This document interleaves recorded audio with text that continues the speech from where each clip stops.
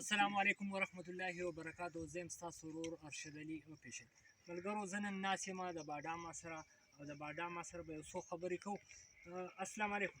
وعلیکم السلام ورحمت الله. ماما څنګه یې؟ وخت څنګه تېرېږي؟ ښه وخت تېرېږي برابر یا څنګه روژه څنګه روانه؟ روژه ښه روانه ده. ښه 15مه ده که 18مه روژه ده.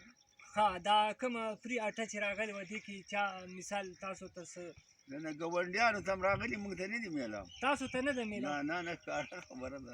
الله اکبر. دوی ته نن پورې هغه اټم نه ده میلاو او نور داسې تاسو د رونو له څه مطالبه کوئ؟ دا ویډیو هغه رونه ګوري هغوی ته تاسو څه وایئ؟ ځکه چې تاسو کور کې به هم ګڼئ او ماشومان هم لرئ. دا ستا نوسي دي؟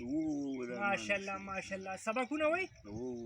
ښه هغه مشرانو هغه ځوانان چې ستاسو ویډیو ویني نو هغوی ته تاسو څه وایئ؟ بس دغه وایي چې موږ غریبي ده او دغه د ملک ډېر دغه کې روان دی، تنزل کې که نه تنزل کې دی. الله اکبر.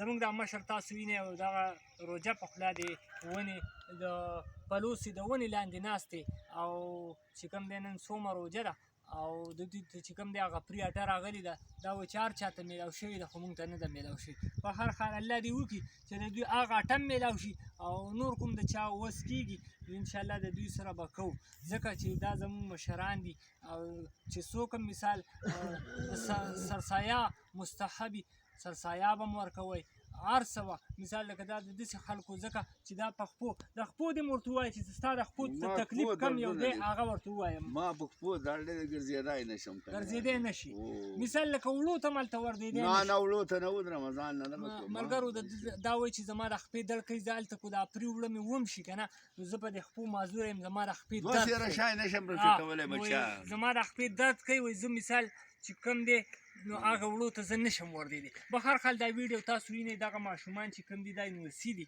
دا هغه بچي چې د ده بچي چې کوم دي دوه بچي دي یو مزدورۍ له تللی یو بېوسه دی په کمزوری دی که نه ها نو هغه زوی بل زوی چې کوم دی کمزوری معذوره دی نو د هغوی دپاره به هم بھرپور کوشش کوئ.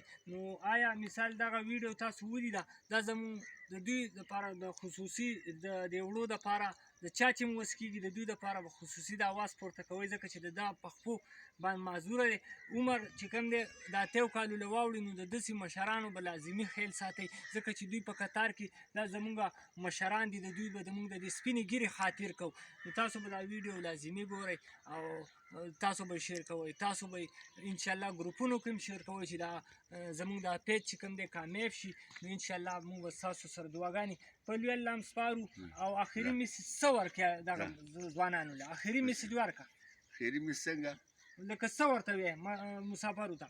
بس خو خدای دې خیر ټول مسلمانانو ته واچي که نه ماشاءالله داسې ساده مشران چې هغوی مثال د میډیا هر چا دې خدای ثواب د خیر وکړي. دا ټول یونیورسي دي دا یو راځي ماشاءالله دغه یې کور یې پکې راوله د کور دروازه چې مثال لکه هغوی ته پته ولګي چې بیا به څه مثال تعاون کوي. ډېره مننه په لوی الله هم سپارو اجازت راکړئ او الله دې وکړي چې ستاسو دا ویډیو د خلکو خوښه شي سره تعاون وکړي. الله دې وکړي. ټیک ښه ډېره مننه.